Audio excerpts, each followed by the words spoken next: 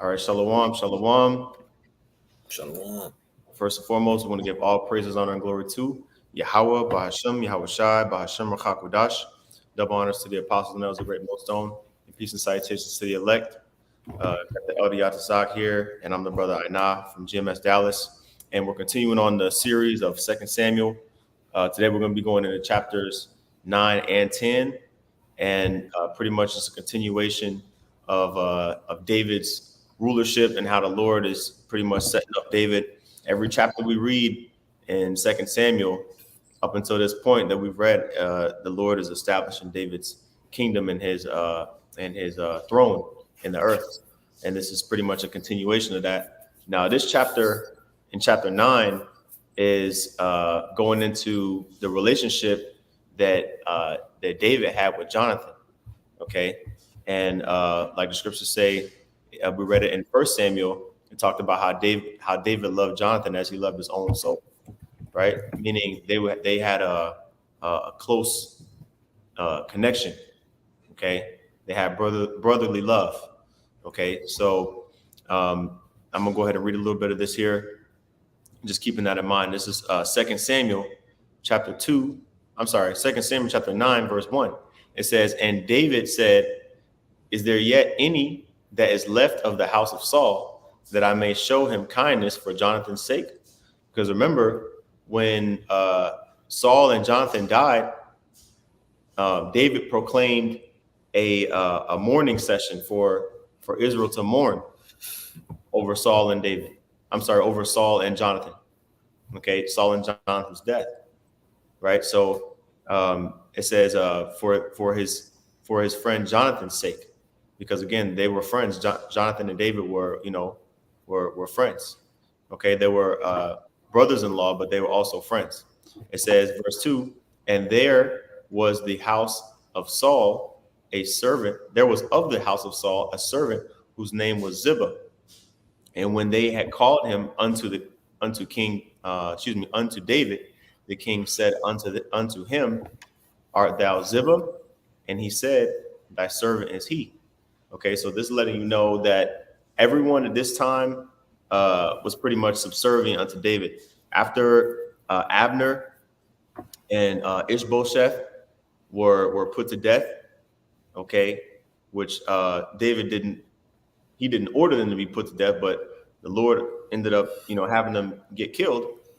That was pretty much the event that took place that allowed Israel to come all Israel to come under the authority of King David.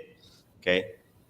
And so it says in verse 3, "And the king said, Is there not yet any of the house of Saul, that I may show the kindness of the Most High unto him?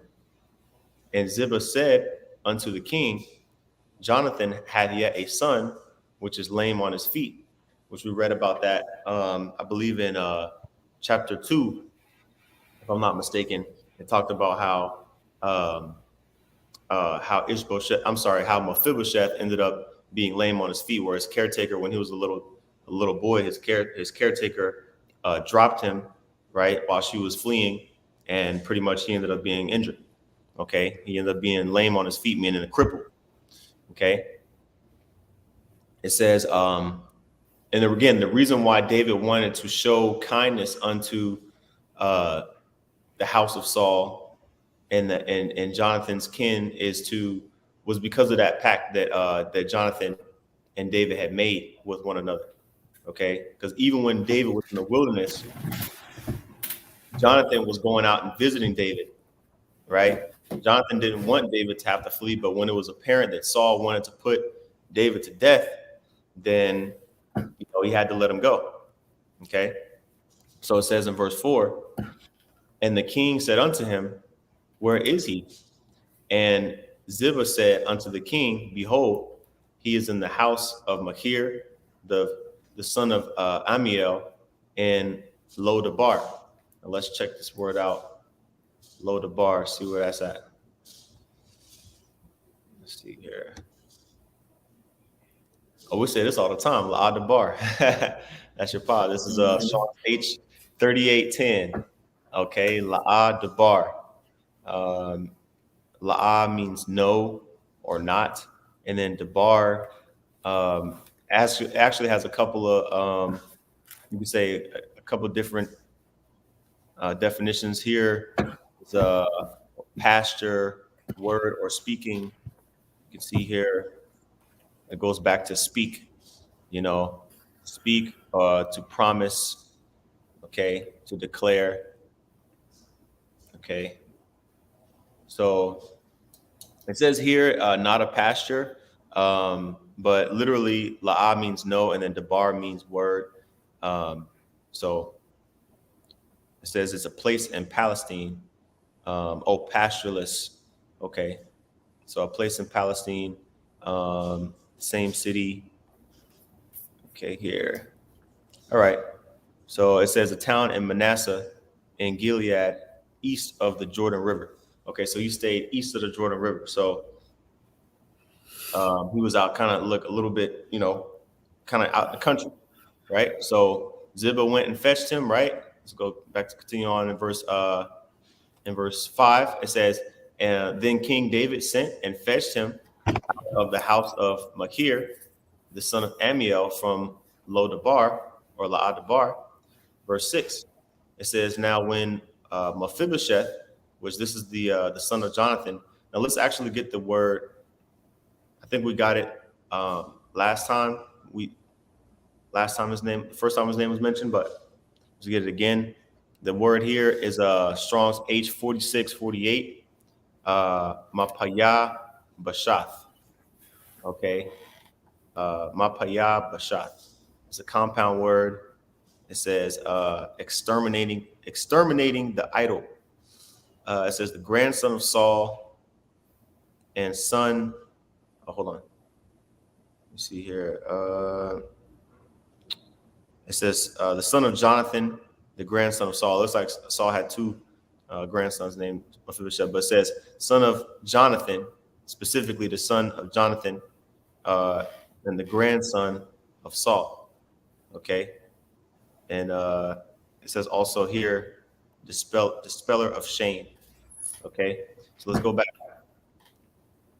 It says, continuing on to verse 6. Now, when Mephibosheth, the son of Jonathan, the son of Saul, was come to David, he fell on his face and did reverence. Okay, now I have actually one of their precept. We quoted a lot. Soft answer turneth away wrath, man. Because basically he did what Jacob did to Esau. Okay, when Esau and Jacob crossed paths again after they had pretty much established themselves in the earth, talking about the individual men. Jacob was afraid that Esau was going to put him to death because he said, when the days of mourning of my father are at hand, that I'm going to slay my brother Jacob. So Jacob said, okay, look, it's been all these years since I've seen my brother Esau. Let me split up my possessions so that, if he finds one, at least all my possessions, at least all my sons and wives and possessions don't get killed.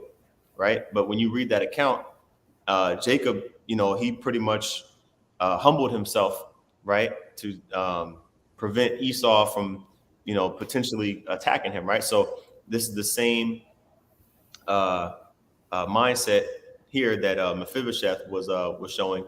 Okay, but again, it's all to turn away the wrath of somebody who has the power. Oh, that's another scripture in Sirach. We can get. Let me read this real quick. Proverbs 15:1. A soft answer turneth away wrath, but grievous words stir up anger. You see, so he could have, came to David like a lot of other people did, misunderstanding, thinking that David put, his father to death, and David, was responsible for all the, fault, all the death of his house. But no, he humbled himself, right? And it says, but grievous words stir up anger. Okay, so Mephibosheth was wise enough to say, okay, let me speak softly unto David, right? It says the son, verse 6, 2 Samuel 9:6. Now when Mephibosheth, the son of Jonathan, the son of Saul, was come unto David, he fell on his face and did reverence. And David said, Mephibosheth, and he answered, Behold, thy servant. Okay, so here you have a lame man, son of Jonathan, basically reverencing David. And it says in verse 7, and David said unto him, Fear not, for I will surely show thee kindness for Jonathan thy father's sake. And I will restore thee all the land of Saul thy father, and thou shalt eat bread at my table continually. Yeah. Now, with David showing that mercy, that was a prelude, pretty much to the Lord having mercy on Israel. You know what I'm saying? Because that's the house of Saul and the house of David both make up. You know what I'm saying? Israel. Mhm. You know, David made a pact with Jonathan, meaning he was a man of his word. You know, you see all these different characteristics that David is showing. You know, like any other king that would have gone through what he went through, he wiping out the whole line and all those different things. But David was always in the spirit when it came to Saul, Jonathan. You know what I'm saying? Especially with Jonathan. You know what I'm saying? I made a pact that I was gonna look out for you. You know, he made it clear that he wasn't finna harm nobody in Saul's house. You know what I'm saying? Mhm. Because he understood through the spirit that it was bigger than him. Mhm. You know, and then like you mentioned Jacob earlier. You mentioned Jacob being name being changed to Israel. Mhm. Jacob and David are one and the same for those who can receive it. Mhm. You see, so and he had a situation where he had to be humble, Mhm. and then he had a situation where he had to show mercy. Right. But all those things wrapped up into one man is why he's the head of the church. You know what I'm saying? As Peter, Con. for those who can receive it. Con. Yep. I'm Like, gonna get. Yeah, I'm gonna get this precept that came to mind. This is uh, this is Sirach chapter 9 and verse 13. It says, "Keep thee far from the man that hath power to kill. So shalt thou not doubt the fear of death. And if thou come unto him, make no fault, lest he take away thy life presently." You see? So this was, a fearful moment for Mephibosheth, basically being required to come before the king who had just pretty much subdued, all the nations around him. Okay. And basically his grandfather, excuse me, Saul, was trying to kill David. Okay. So you can imagine the stuff that was going through his mind. He's already crippled, right? So he had no choice but to just like plead for mercy, and Saul and Jonathan was gone.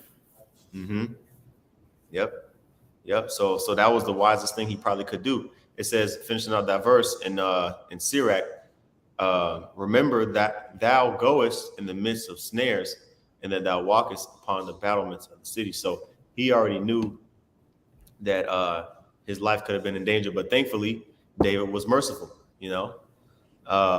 He sought Mephibosheth to show kindness unto him. So it says here, David said unto him, Fear not, for I will surely show thee kindness for Jonathan thy father's sake, and will restore thee all the land of Saul thy father. So David remembered the covenant that him and Jonathan had made. Okay, and not only that, he also gave that land inheritance because you had um, Saul who was killed, and then you had Jonathan who was killed, and then you also had Ishbosheth, okay, who was another son of Saul's. He was also killed as well. So a lot of those sons of Saul and that line was pretty much getting dwindled down, okay, because also you had that majority of Saul's army had died in that battle against the Philistines. So um, that land inheritance pretty much was given to Mephibosheth. Okay, it says, And thou shalt eat bread at my table continually. In verse 8, it says, and he bowed himself, talking about Mephibosheth. It says he bowed himself and said, what is thy servant that thou shouldest look upon such a dead dog as I am? You see, so he humbled himself, uh, right, before David, which is another thing to do that was wise. Okay. It says, verse 9, it says, then the king said to Ziba, Saul's servant, and said unto him, I have given unto thy master's son all that pertain to Saul and to all his house. Thou therefore and thy sons and thy servants shall till the land for him, and thou shalt bring in the fruits that thy master's son may have food to eat. Yeah, because Mephibosheth was living in another man's house. You know what I mean? He wasn't really able to work like that because he was crippled. So David told Ziba, who was Saul's servant, hey Ziba, look, you got all these sons, right? All these servants. Look, take that land, and basically till it and feed, to feed Mephibosheth. Okay, it says, but Mephibosheth, thy master's son, shall eat bread always at my table. Now Ziba had 15 sons and 20 servants, so he had 35 employees, if you will, right? So that was enough to be able to take over look over Saul's land. Okay. It says in verse 11, then said Ziba unto the king, according to all that my lord the king hath commanded his servant, so shall thy servant do. As for Mephibosheth, said the king, he shall eat at my table as one of the king's sons. So that's a beautiful thing. And David was pretty much that was his family too. You know what I'm saying? Like you said, that was his in-laws. Mm-hmm. You see, and he took her just like he promised he would. You see, a man of integrity. He kept his word. You know, he was like, shit. I mean, all this is yours anyway. You know what I'm saying? The beef between between me and your grandfather don't overshadow what the Lord set up. Mm-hmm. You know what I'm saying? And he held to that when he a carnal man would say he didn't have to do that, but a spiritual man understands why he did.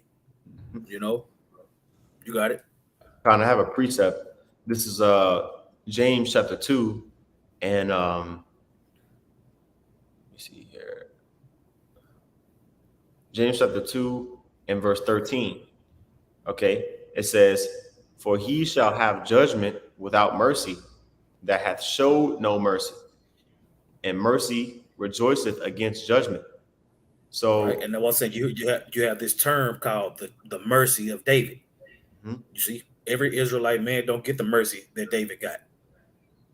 You see, but when it was necessary for him to show mercy, he did. He did it constantly. He showed mercy. He showed mercy to Saul. You know what I'm saying? Now he's showing mercy to Jonathan through his son, Mm-hmm. through his last living son.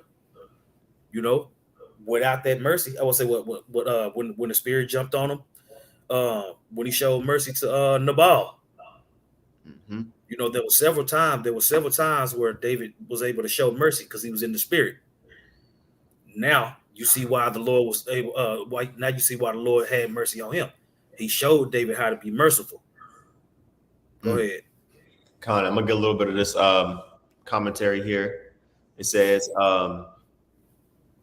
this is the Bridgeway Bible commentary. It says, although his power was now great, David did not forget his covenant with Jonathan. See, what's that precept? What's that? It's a precept in the Apocrypha. The greater thou art, the more humble you should be. Right. Yep. You see, all these different precepts come to mind as you read through this account. You're like, man, David was, you know what I'm saying? The Lord put the spirit on him to be everything. Matter of fact, I got a precept real quick. Mm-hmm. Matter of fact, this is 1 Samuel 13 and 14. It says, but now thy kingdom shall not continue. The Lord has sought him a man after his own heart, and the Lord had commanded him to be a captain over the people. because thou hast not kept that which the Lord has commanded thee. Now, when you get into this word, let me see what it say for heart. It's the word is lob,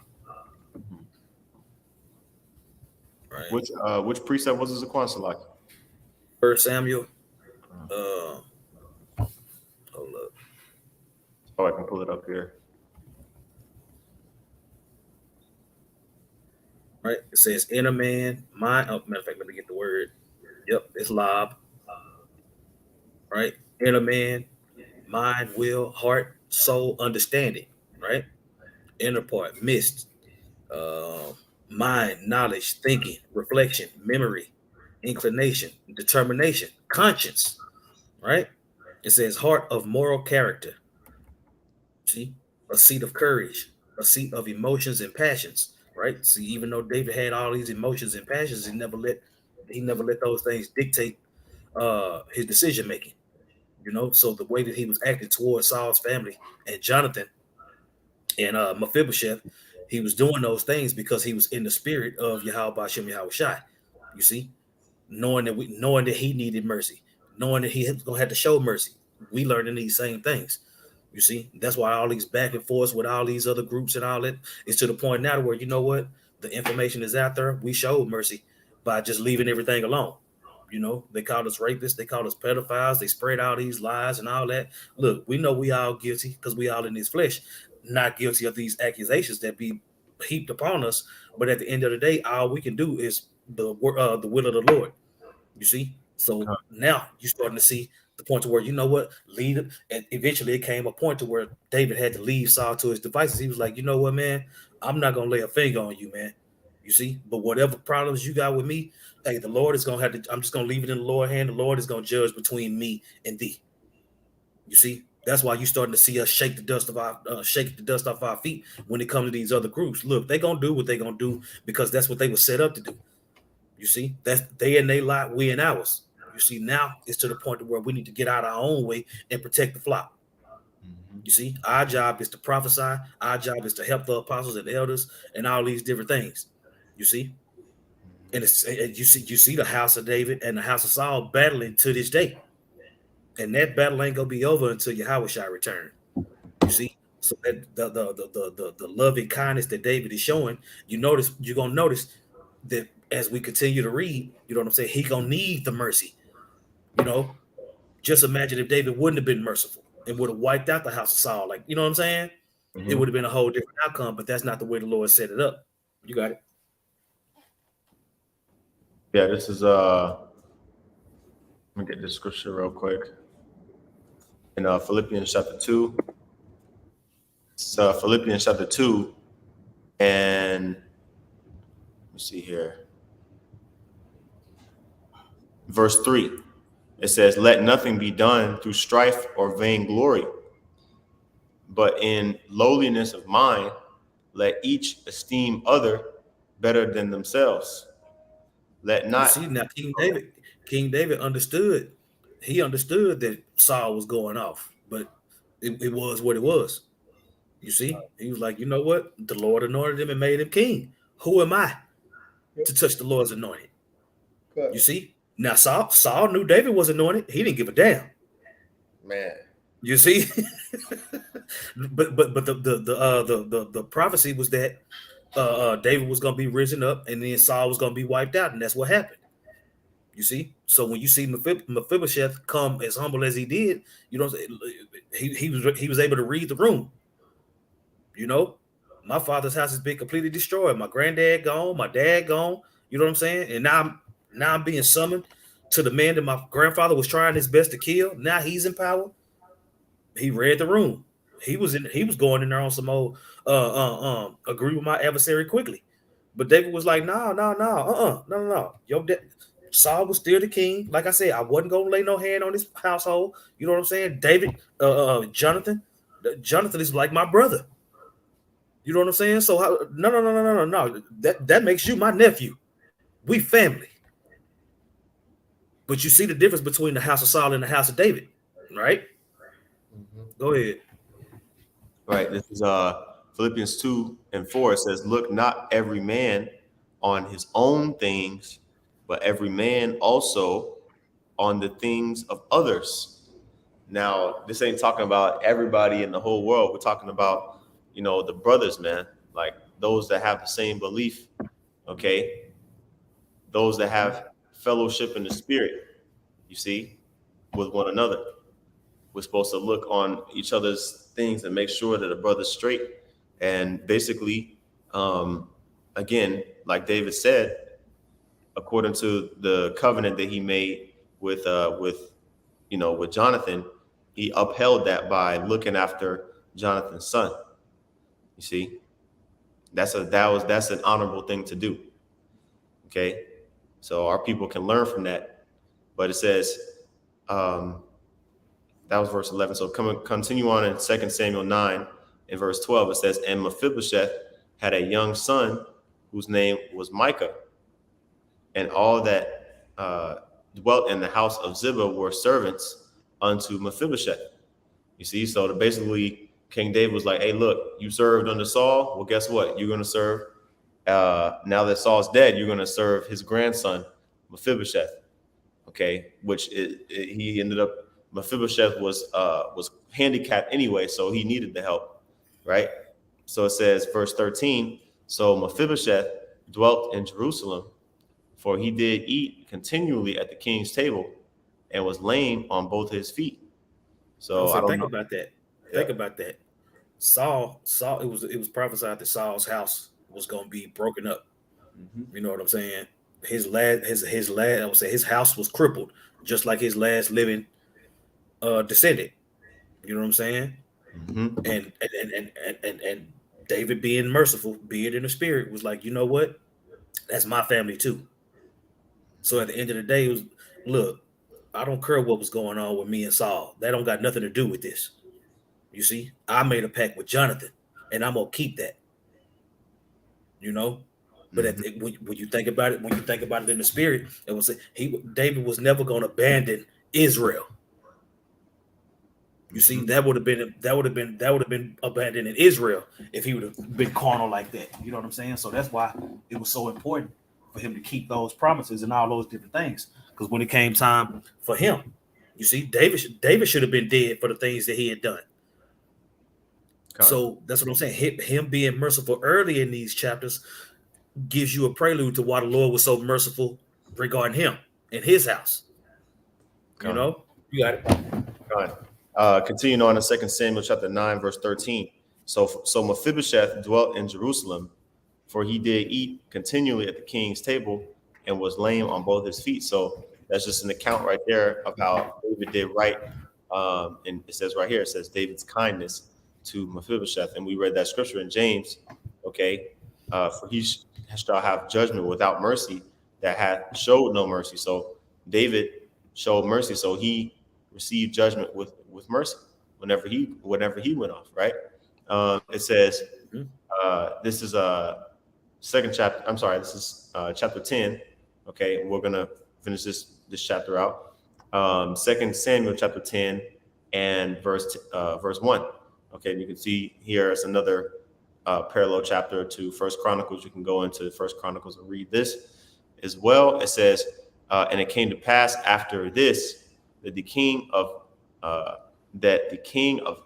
children of Ammon died, and Hanun, his son, reigned in his stead. So when you go to First Samuel, which we did a series on First Samuel. When you go back to First Samuel and you read chapter 22, okay, you have this account here in verse 3. I'm going to read it. Okay, this was the man that died in 2 Samuel 10. This is said 1 Samuel chapter 22 verse 3. And David went thence to Mizpeh of Moab, and he said unto the king of Moab, let my father and my mother, I pray thee, come forth, and I will be with you. And be with you till I know what the Most High will do for me. And he brought them before the king of Moab, and they dwelt with him all the while that David was in the hold. Okay, and even when you go on the map, the territories of Ammon and Moab were very close. Okay, so basically, this king here in uh, in Second Samuel, okay, basically had showed favor to David at one point in time, and pretty much same thing when you read in Genesis. Well, actually Exodus. I'm sorry, Exodus, the first chapter, when that king that had known Joseph had died, his sons, that reigned in his stead, they pretty much started treating them like slaves. And so it's just kind of what happened. Like, after that king died, that heathen king died, that had a good relationship with David. His son was like, nah, F these Israelite guys, right? So it says in verse 2, then David said, I will show kindness unto Hanun, the son of Nahash, as his father showed kindness unto me. And David sent to comfort him by the hand of his servants for his father. And David's servants came into the land of the children of Ammon. So let me actually get a cross-reference real quick and see if it says the account, Nahash. Okay, so let's see here. Okay. Let's read this real quick. Saul defeats the Ammonites. Okay. So I wonder if that's the same one. I got to go back and look.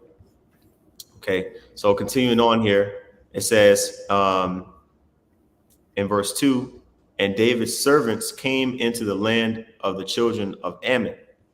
And the princes of the children of Ammon said unto Hanun their lord, thinkest thou that David doeth honor thy father, that he hath sent comforters unto thee?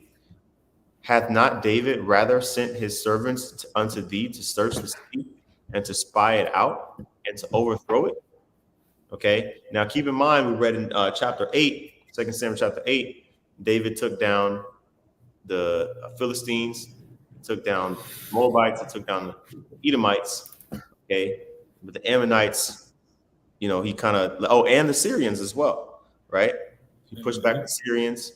Okay. But it didn't make mention of the Ammonites until here.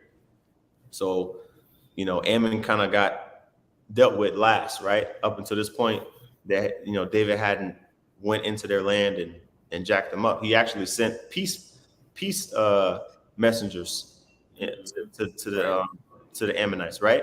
Now the Ammonites said, look, this dude, David, man, he's trying to spy out our land so that he can overthrow like he did all these other nations. So this is what they did. This is what the Ammonites did. It says, wherefore Hanun, who was the king of Ammon, took David's servants and shaved off the one half of their beards and cut their garments in the middle, even to their buttocks, and sent them away. So he didn't kill them, right? He didn't kill David's servants, but he took the servants and he cut off, half of it. Basically made a mockery of them, made them look crazy. He cut. Imagine that, they got we wear our garments down to the foot, right? But if you cut the garment off in the middle, like like the long, the horizontal way, right? And it's basically not covering your body, then that's embarrassing, right? And it says he sent them back to Israel. So let me get a cross reference on here as well, where it talks about he shaved off the half of their beard, just so we can get a little bit of customs on the beard. It says the beard is held in high respect and greatly valued in the East, okay, the Middle East, okay. The possessor considers it as his greatest ornament. Talking about the beard. You see that? So, for people shaving their beard, like completely clean shaving their whole face, well, you cutting off your greatest ornament. That's like a woman cutting off all her hair to where she's bald. You see? Right. Crazy. Yeah. You know what I mean? Like, what's that? That Black Panther spirit, man. The bald warrior woman. That's just like all the commercials, all the shaving cream commercials. You know what I'm saying? They show the dude with the smooth face, and then they got the lady rubbing all on his face. You know what I'm saying? Like that's what's up. But at the end of the day, you look stupid. You know, I will say if you have facial hair, I will say if you can grow facial hair and decide not to, you technically being wicked. Yep. Yep. It says the possessor considers it as his greatest ornament. Okay. Often swears by it, and in matters of great importance, pledges it. Um, and nothing can be more secure than such a pledge, for its owner will redeem it at the hazard of his life. It says the beard was never cut off, but in mourning or as a sign of slavery. Ooh, that's cold. That's what I'm saying. That's what I'm Man, saying. And now you see, you get glorified. You get glorified for shaving your beard off, looking all smooth faced and all that. You know what I'm saying? Certain places won't hire you. That's why I say, shoot, my beard ain't full like that. You know, so I got taco meat on my face, but you know, it's a show of faith. You right. know, it is what it is. I Yep. want to say at least I got enough to look. I do have enough to look manly, even though it's Yeah. not full. You know Yeah. what I'm saying? But I'm gonna roll with the taco meat. God. Yep. Patches and all, man. Shoot to the kingdom, man. We Yeah, know how to flow but, good. to the kingdom. yeah, patches on hula head. Man. Yeah. That's all good. We gad anyway, so you know we're gonna get it in the kingdom, Lord willing. I'm telling you. It says let me see here. Okay, the beard is a mark of authority and liberty among the Mohammedans. Let's see. Okay. Matter of fact, I'm gonna get my Bible dictionary real quick. Yeah, Khan. It says the Persians who clip the beard and shave above the jaw are reputed as heretics. So, like, you know, if you cut your whole, like, that's what, man. You see a lot of Iranians, they be wearing their beard, man. You know, like a lot of people, like, you know what I'm saying, over there, they be the men. You don't really see them smooth face like that, unless maybe if they come over here. But if they over there in their country, a lot of them they be repping their beard, like they leaders and stuff. You know, they be having that long beard, right? It says they who serve in the seraglios have their beards shaven as a sign of servitude. Let me see here.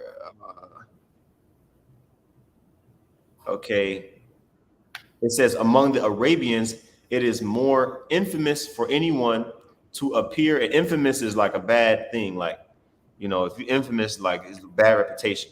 It says it is more infamous for anyone to appear with his beard cut off than among us to publicly be whipped or branded. And many would prefer death to such a punishment. So, and they got precepts to back it up. So it's saying in amongst the Arabians, which the Arabians, those are Shemites, okay, those are Shemites, okay, and it says it is more basically more of a bad reputation for one to appear with his beard cut off than for somebody to be publicly whipped. So basically, like they don't cut their beards off, man. You know, Esau be pushing that clean shaven identity, hiding his identity agenda. But That's what I'm saying. This fool face will be smooth, but his back hairy. yeah. Oh yeah. You know what I'm saying? You got, I was like, your arms like you got a built-in sweater. Man. You see all this hair, and that's what I'm saying. And that's the thing. A 5 o'clock shadow. Most people shave in the morning, but before the sun go down, it's already coming back. Mm-hmm. Let you know you ain't supposed to be messing with it. Look, Right. this is the Zondervan's Compact Bible Dictionary. Beard. It says a badge of manly dignity. As a sign of mourning, it was accustomed to pluck it out or cut it off. The Israelites were forbidden to shave off the corners of their beards, probably because it was regarded as a heathenish sign. You see, and when David told them dudes, he was like, "Look, y'all just come back when y'all beards grow back." You know what I'm saying? I don't need that around me. You know what I'm saying? Now, he didn't put him to death or nothing like that. You know what I'm saying? But he was like, bro, you can let that shit go back. You know what I'm saying? Just that's just you know, I don't know how I don't know. That's what I'm saying. The heathen was mocking him. We just gonna shave off half of it. Yeah, You know what I'm saying?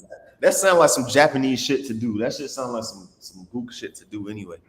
Like, you know, they be You know what I'm doing saying? yeah, you doing weird stuff And like that and that's what that was another way of David showing mercy. You know what I'm saying? He was like, man, look, just go grow your shit back, and then we'll deal with it after that.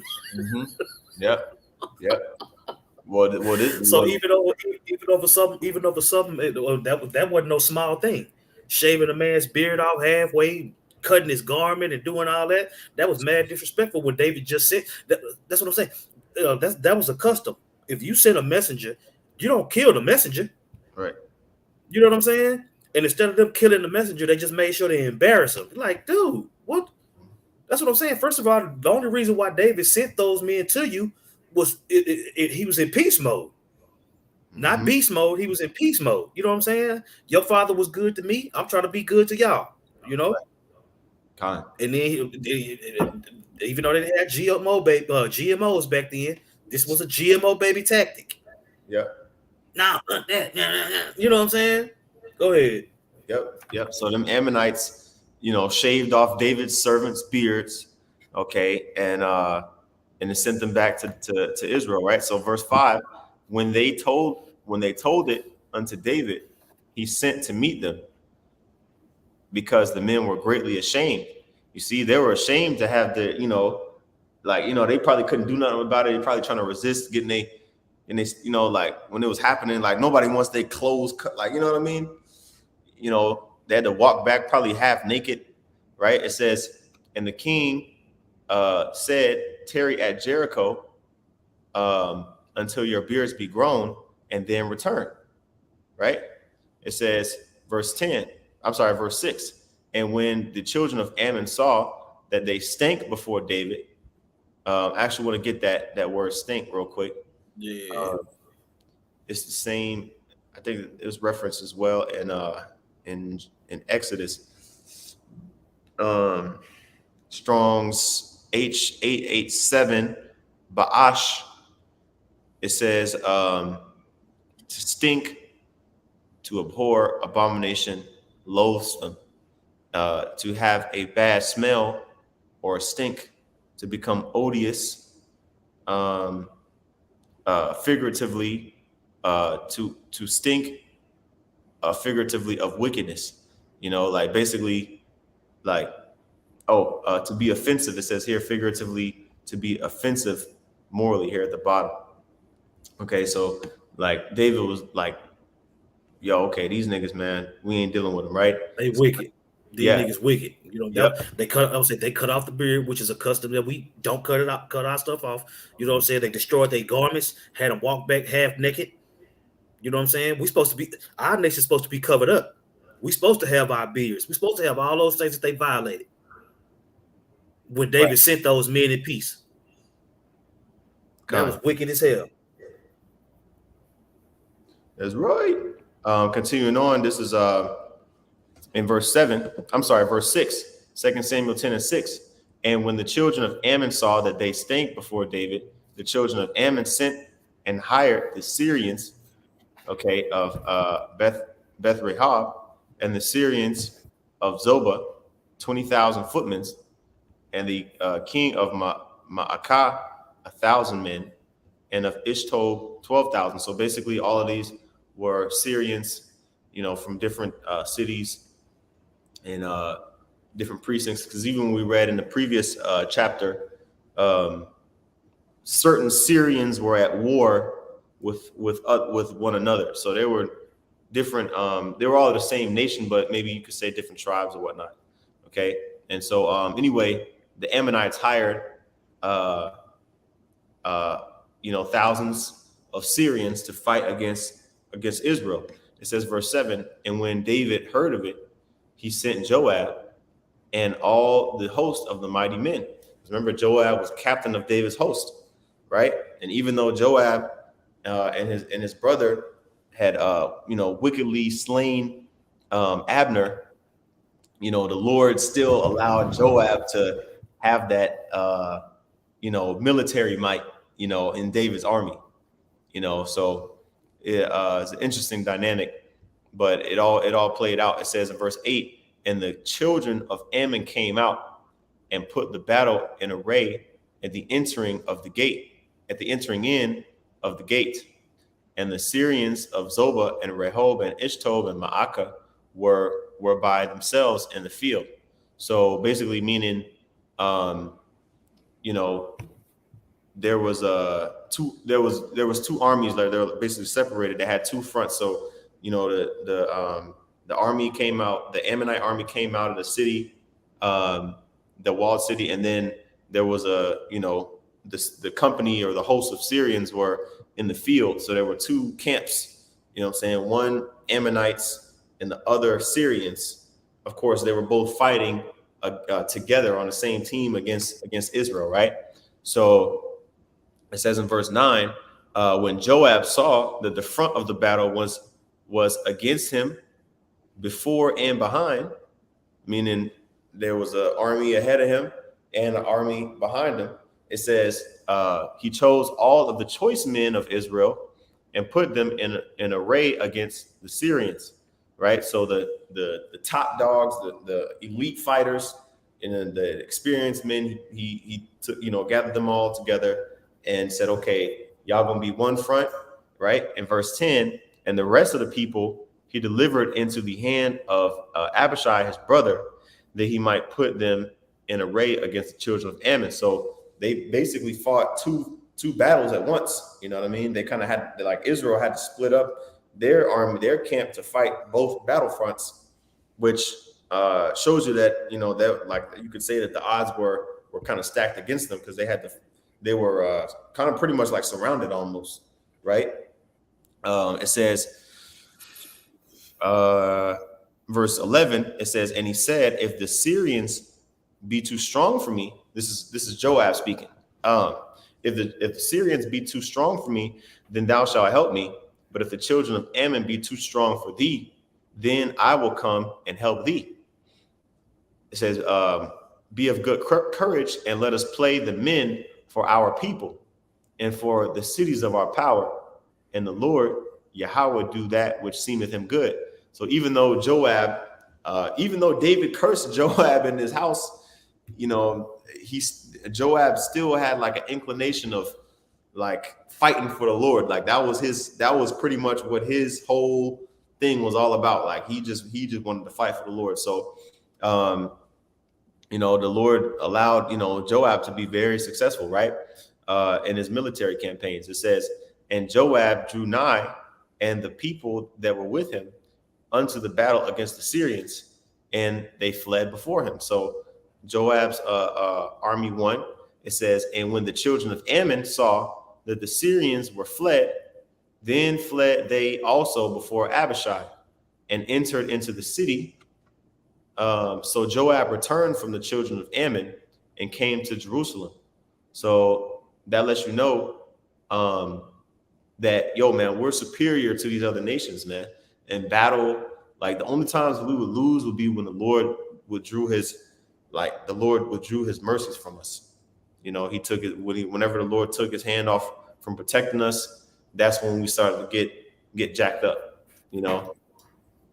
And keep in mind, back then, this is like before, the Babylonian Empire and like the advancements in military weaponry and stuff like that. So typically, it was just sword, shield, you know what I mean? They just started using the archery in battle. And so it wasn't very, like it wasn't developed like how, if you look at the Grecian army and how the Roman army was, able to take down all these other nations because their advancements in weaponry. It was more so just like, man to man. If you can beat them in combat with a sword, whoever chops off whose arm first or stabs them or whatever, that's it, So the Lord was with us in that type of combat back then.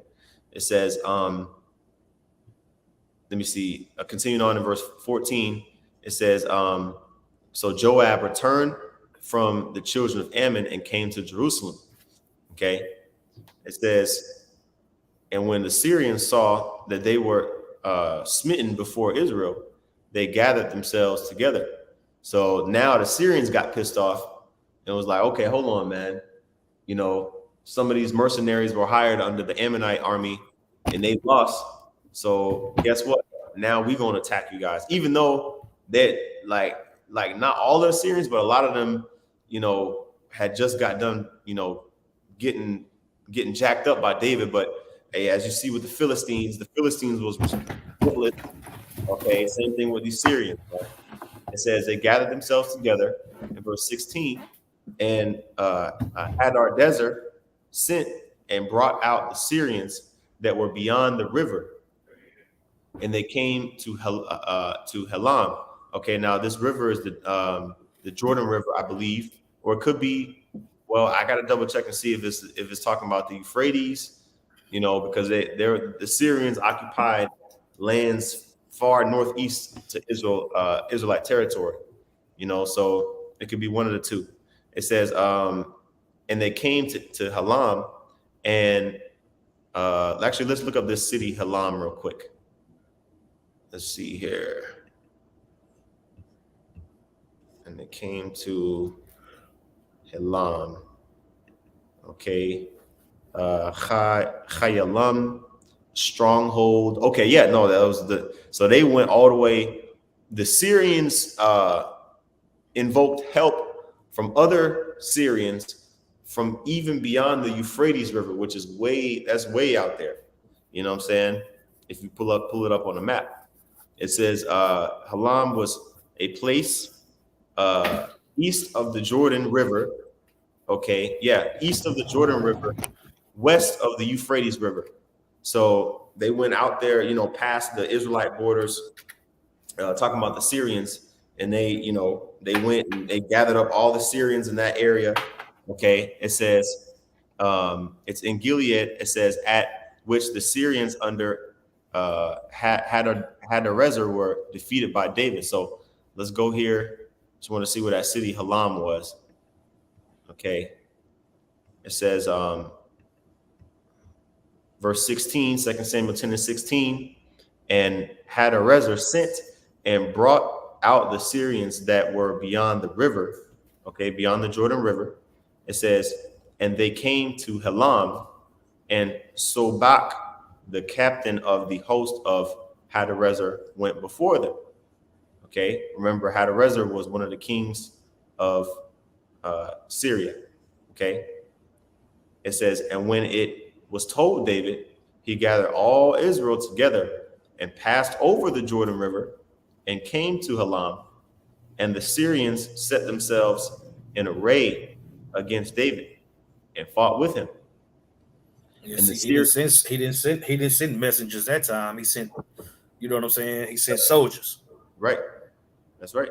Yep. I extended my hand. It's almost like the Lord reaching his hand out to Israel. Look, I'm trying to send my prophets out there, trying to show y'all mercy, trying to, you know what I'm saying?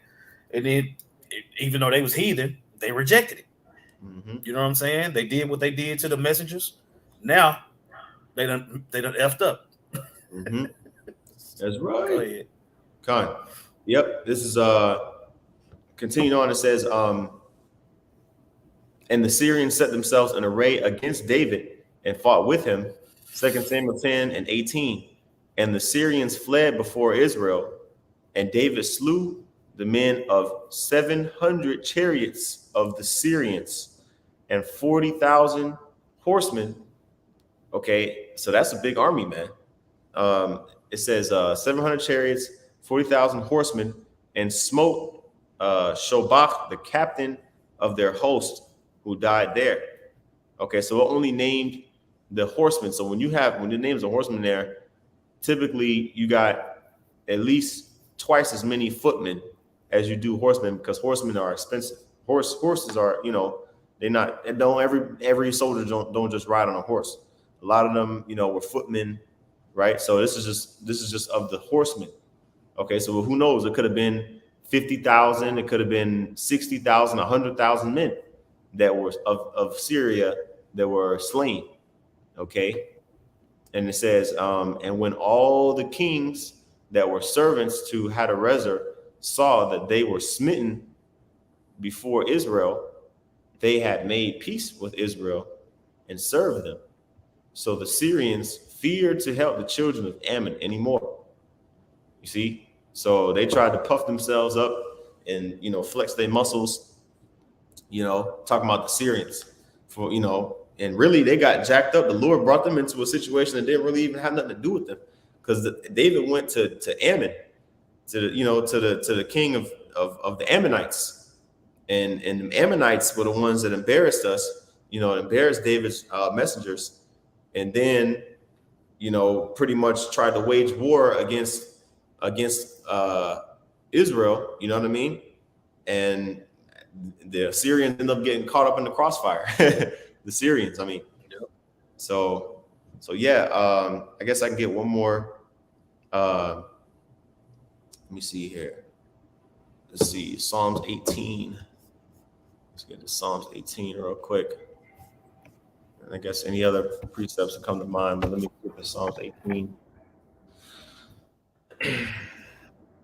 Okay, Psalms 18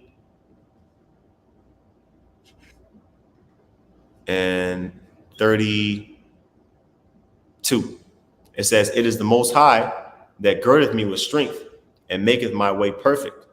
He maketh my feet like hinds' feet and setteth me upon my high places.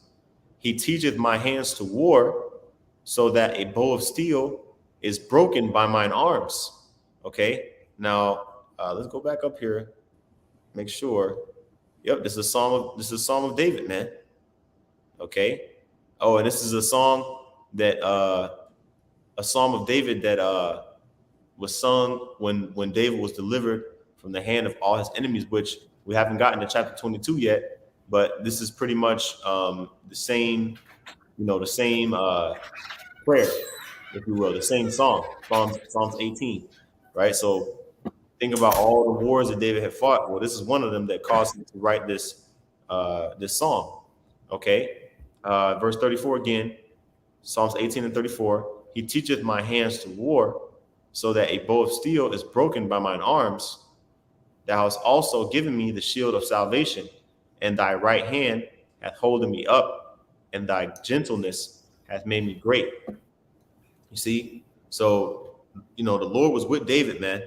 Okay. He was spiritual. Like, he understood, okay, you got a physical shield, you got a sword that's able to kill men, but really everything is influenced by the Spirit of the Lord, right? And David understood the bigger picture, that he was protected by the wings of Yahweh Hashem Yahushai. Okay. And that's pretty much, it, because we're going to end up reading this anyway. So that was pretty much the precepts that I had. Zaquan, did you have any closing points or anything? No, that last precept was perfect. You know what I'm saying? At the end of the day, David always gave glory to Yahweh Hashem Yahushai. He never shied away from giving the glory to the Lord. You make me great. You did this for me. You did that for me. Even when he was young, the Lord delivered that lion and that bird into my hand, just like he finna do Goliath. And that's one thing we can never lose sight of, man. Always give glory to Yahweh Hashem Yahushai, man. You see, and as we continue to read, you're gonna see.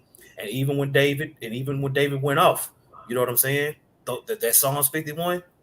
Look, we need to be in that spirit. I want to say, because we still in this flesh, so we are gonna slip and we are gonna fall. Yeah. We're gonna have to forgive our brothers. We're gonna have to do all those different things.